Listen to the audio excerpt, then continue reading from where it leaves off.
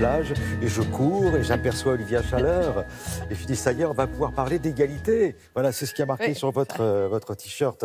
Alors pour parler d'égalité dans le domaine du sport, eh bien il faut passer par les inégalités et la discrimination. C'est ce dont vous allez nous parler grâce à cette campagne que va lancer notre ministre des Sports, Laura Flessel. Oui, cette campagne s'appelle Ex Aequo. Parfois, l'égalité est une chance. Elle a été lancée par le ministère des Sports et elle est portée par la ministre Laura Flessel. Plusieurs champions soutiennent cette campagne et en sont les ambassadeurs.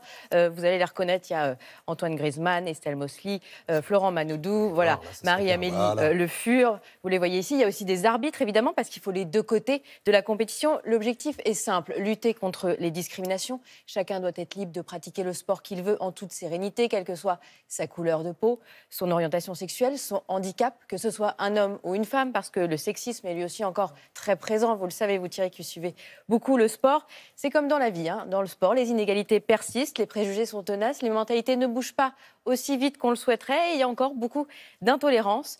Et combattre et lutter contre ces discriminations, c'était vraiment l'un des objectifs majeurs de la feuille de route de la ministre. Elle l'a réaffirmé jeudi dernier, c'était la journée mondiale contre l'homophobie et un colloque était organisé à l'INSEP, l'Institut national du sport, de l'expertise et de la performance, le vivier des talents du sport français. C'est un lieu vraiment formidable avec plein d'énergie. Nous étions sur place et on a rencontré quelques-uns des acteurs de cette campagne ainsi que des figures de la lutte contre l'homophobie dans le milieu sportif.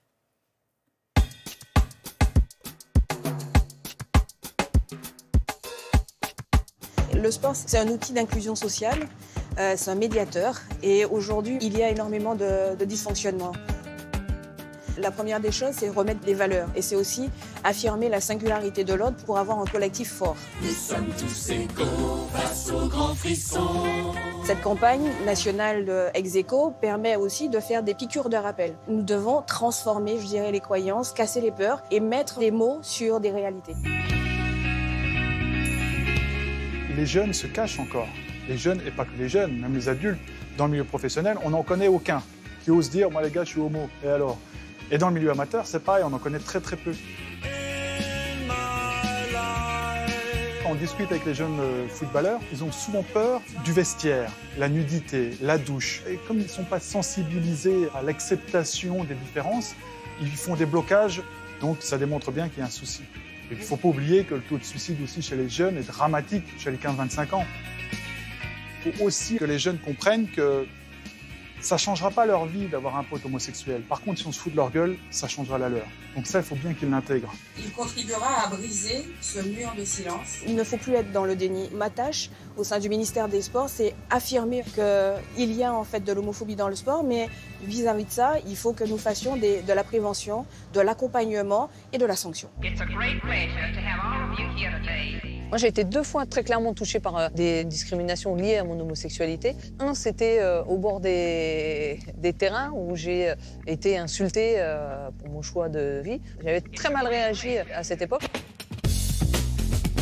Et la seconde, c'était plus dans le cadre de mon genre, puisque j'évoluais dans un cadre purement masculin. J'étais la seule femme.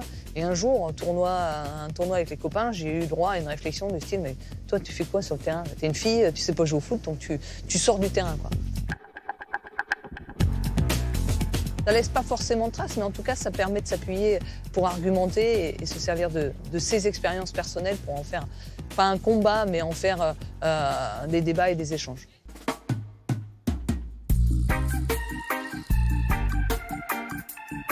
Pour moi, le sport, c'est un lieu qui doit être inclusif. C'est un lieu où justement toutes ces différences doivent se gommer, doivent s'effacer, parce qu'on a tous, à un moment donné, à inclure quelqu'un, alors que ce soit parce que moi je fais 1m92 et que je suis en train de vous parler et que vous faites clairement moins d'1m92, donc je dois vous inclure dans mon champ. Non mais c'est ça aussi. On est tous différents les uns par rapport aux autres. L'éducation, elle est essentielle. Dès le plus jeune âge, transmettre des valeurs de partage, d'échange, d'égalité, de respect. Si on peut changer un tout petit peu les choses, ça changera, je l'espère, une génération. Ah, magnifique. On va saluer nos amis de vestiaire, les comédiens qui jouent dans cette série. C'est génial, génial. Olivia. Oui, on a vu Emeline Ndong qui était ambassadrice éducation de la candidature Paris 2024 parce qu'évidemment, on se dirige vers les JO et il faut être exemplaire, parce qu'accueillir les JO, c'est accueillir le monde. Et puis vous avez entendu les mots très forts de Johan Lemaire, auteur du documentaire Footballeur et Homo, qui sera diffusé sur France 2 très bientôt. Johan Lemaire qui a été un des premiers à oser parler avec beaucoup de courage. Et puis on était ravis de rencontrer Marinette Pichon, star du foot féminin. Merci Olivia. Merci.